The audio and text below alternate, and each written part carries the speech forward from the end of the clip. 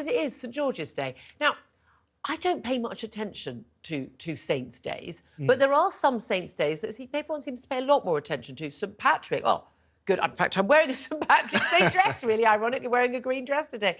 St Andrews, lot, waving of the flag. The Welsh, St David's Day, and you'll see all the daffodils and things in Parliament. And yet, St George's Day, there's always just a bit of embarrassment, a bit sort of shuffling around about it. And so much of that is the sort of snotty attitude of many to our flag, which, yes, was allowed to be appropriated by genuinely far-right, genuinely racist groups, not just someone who had normal views on mainstream views. But that was only allowed because people, I think the middle class, were so ashamed of the flag that it was never flown. Like, it's OK, the Union Jack, they can just about cope with. But, well, maybe at the proms. But even then, they'd rather have the EU flag flying, wouldn't they? Let's be honest. But the Union flag, OK, that's fine. The England flag, St George's Cross, somehow is just beyond the pale. Vaguely acceptable on a flag during a World Cup match, vaguely, but God forbid not on a T-shirt or something like that, and definitely not if you're Emily Thornberry hung outside your home. I want to ask this question today, on St George's Day. Why are so many people in this country ashamed of our national flag? Because an awful lot are. You do not find this in other countries. You certainly don't find it in Wales or in Scotland or in Ireland. Give us a call on 0344 499 1000, text on 87222, or get in touch on X at talkTV. Calls are charged at the national rate. Text costs £1, standard network rate message. Tom, why are so many people ashamed of our flag?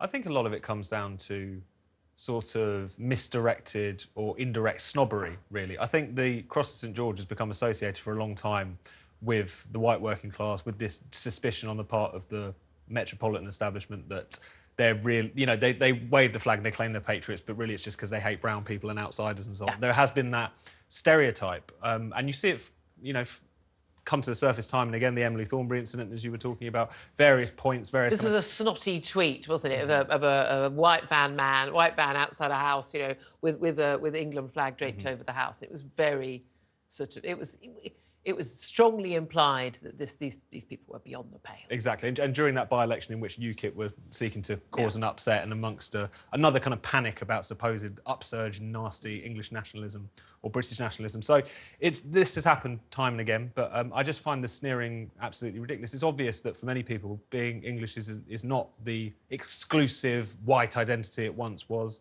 There's a much more benign form of patriotism that people really don't see that actually exists. And it doesn't have to be country. jingoism either, but these are the people who still think that we shouldn't sing Rule Britannia at the end of the proms. And even if you don't personally kind of share in that, I'm not a particular flag waver myself, but I don't sneer at it either. I understand it. I don't also assume the worst. No, Euros. The flags are going to be out. The flags are going to be out. But this tendency to presume the worst motives amongst ordinary people. Yes. If they put a flag up, it's not just because they're supporting the England team or because they like their country. It's because they're racist. And there's always this thing, wrapping yourself in the flag. It's always very, very sort of just talking down. And yet these are the same people again who will happily wrap themselves in a rainbow flag for pride. They'll happily wrap themselves in the EU flag because they're Remainers. But our own flag is considered beyond the pale, and it is really, I think it's really interesting. I think it's because they're not proud to be British themselves or proud to be English. Now, I think of my identity as British rather than English, even though I'm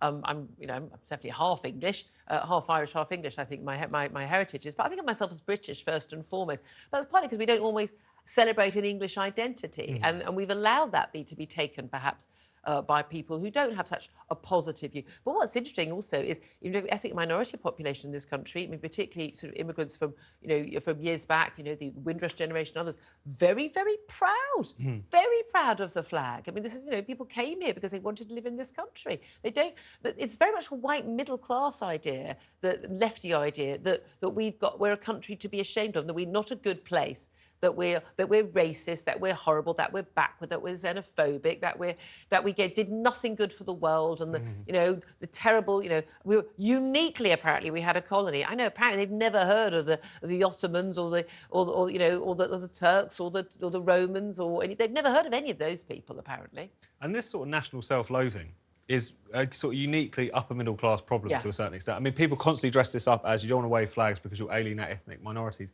As you rightly say, ethnic minority Brits tend on average to be more patriotic than the average. This is something that comes up time and time again. And it makes perfect sense because people have made a choice to join this society. Previous generations had to put up with a lot for having made that choice. Not always got the warmest No one's welcome. saying the country's perfect or has always been perfect. No one's saying Exactly, but they're not gripped by this sense of mandatory self-loathing, prole bashing, which comes around this discussion. Quite bizarre.